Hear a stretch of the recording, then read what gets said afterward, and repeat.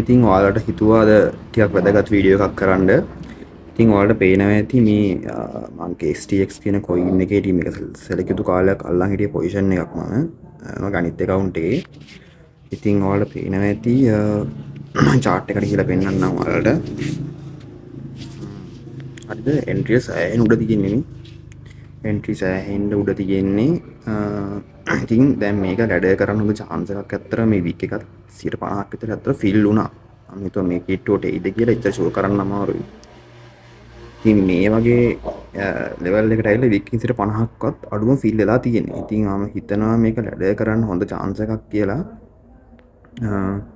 ඉතින් අපි බලමු මේක ලැඩර් කරලා entry එක කොච්චර පහළට ගන්න පුළුවන්ද කියලා. දැන් ඔයාලට පේනවා ඇති මේක entry එකකට අප් වෙන්නේ 100ට 264ක් විතර අප් වෙන්න ඕනේ. හරිද? 264ක් විතර අප් වෙන්න ඕනේ entry එකකට එන්න. ඉතින් මම මේක ලැඩර් කරමු දැන්.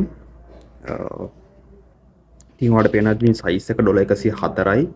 ඉතින් $104ක් දැම්මහම entry price එක හරියටම මෙන්න මේ කිට්ටුවට එන්න ඕනේ.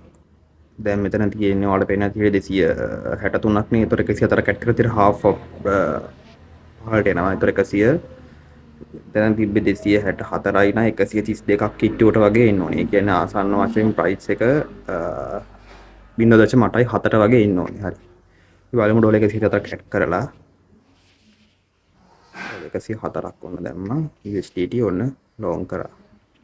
ඒවට chart එකත් මම දාලා පෙන්නන්න. ඒතර පේනවත් එක්ක entry පහළට එනවා.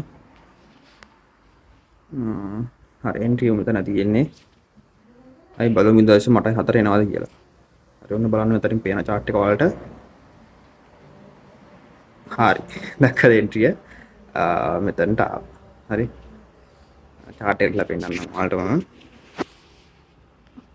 පේනවා ඇති ඔයාලට දැන් කලින් තිබ්බ entry මෙතන මම limit order entry ගාවන් ගැලෙන් දාලා තිබ්බේ. එතකොට $104ක් මම ඇඩ් කරා.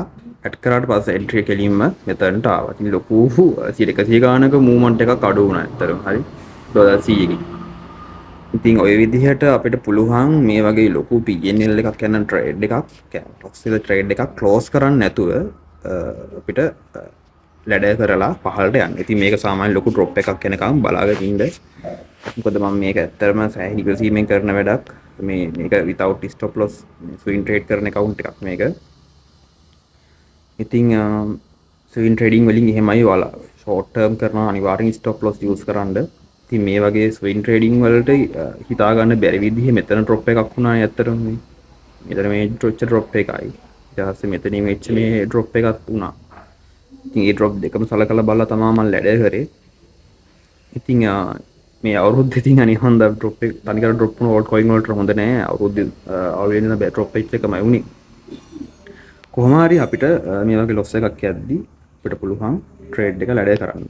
ඉතින් ඔයාලා ෂෝට් කරනවා නම් කියන්නේ long term නැතුව swing නැතුව normal කරන අනිවාර්යෙන් stop loss use කරන්න නැත්නම් ඒ account එක liquidate වෙයි. හරි ඉතින් මම හිතනවා ඔයාලා ලැඩර් කරන එක ගැන හොඳ idea එකක් ගන්න ඇති කියලා.